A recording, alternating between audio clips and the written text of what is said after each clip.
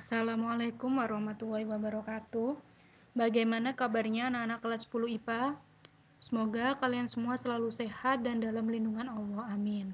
Sebelum kita mulai pembelajaran hari ini, mari kita buka dengan bacaan basmalah terlebih dahulu. Bismillahirrahmanirrahim.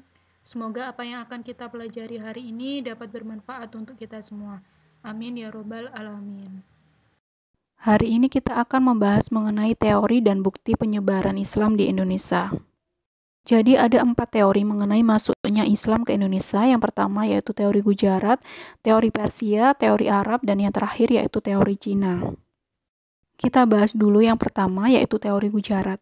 Berdasarkan teori Gujarat itu kan menyebutkan bahwa yang membawa ajaran Islam ke Indonesia yaitu para pedagang berasal dari Gujarat atau India.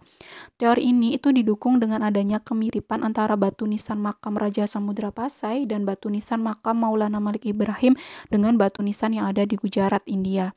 Di mana kedua batu nisan tersebut itu memiliki ukiran batu yang khas dengan batu nisan gaya Gujarat. Kemudian adanya hubungan perdagangan antara Indonesia dan India yang sudah terjalin lama. Dan yang terakhir yaitu berdasarkan catatan perjalanan Marco Polo tahun 1292 yang menyatakan bahwa banyak para pedagang Gujarat itu yang sangat giat menyebarkan agama Islam. Teori yang kedua yaitu teori Persia. Berdasarkan teori ini, ajaran Islam itu masuk ke Indonesia dibawa oleh para pedagang yang berasal dari Persia atau Iran. Ada beberapa hal yang mendukung teori Persia. Yang pertama itu adanya pengaruh gelar Syah bagi raja-raja yang ada di Indonesia. Kemudian pengaruh aliran Syekh Siti Jenar. Kita ketahui di mana terdapat kesamaan antara ajaran Sufi yang dianut oleh Syekh Siti Jenar dengan ajaran Sufi yang ada di Iran. Kemudian adanya pengaruh mazhab Syiah.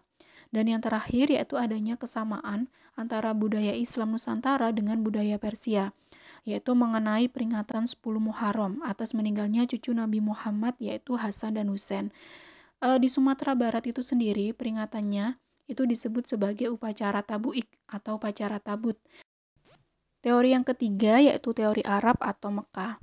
Berdasarkan teori ini itu menyebutkan bahwa Islam masuk ke Indonesia itu dibawa oleh para pedagang Arab atau Mesir. Ada beberapa dasar atau pendukung dari teori ini. Yang pertama yaitu munculnya nama kampung Arab dan juga tradisi Arab yang berkembang di lingkungan masyarakat Indonesia.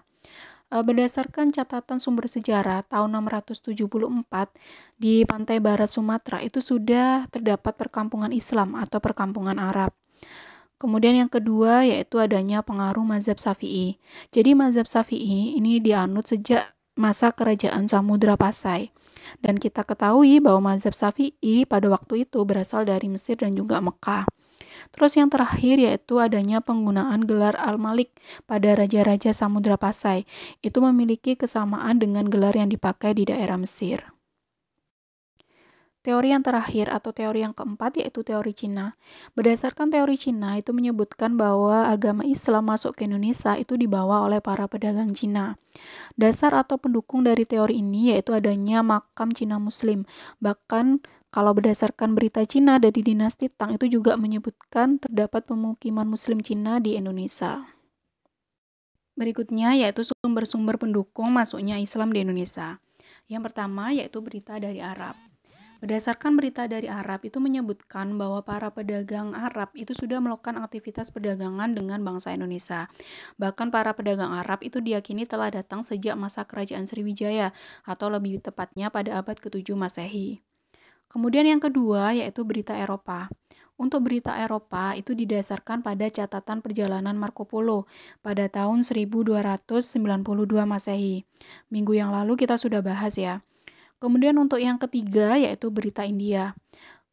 Berita India itu juga menyebutkan bahwa banyak para pedagang yang berasal dari India itu menyebarkan agama Islam terutama di daerah pesisir pantai. Sumber pendukung yang keempat yaitu berita Cina. Untuk berita Cina itu didasarkan pada catatan dari Ma Huan. Ma Huan itu merupakan seorang penulis yang mengikuti perjalanan Laksamana Cheng Ho. Jadi dia itu menyatakan bahwa pada tahun 1400 itu telah ada saudagar-saudagar Islam di pantai utara Pulau Jawa. Untuk yang kelima yaitu sumber dalam negeri. Di Indonesia itu sendiri, itu ditemukan beberapa makam yang dijadikan sebagai sumber pendukung mengenai masuknya Islam di Indonesia.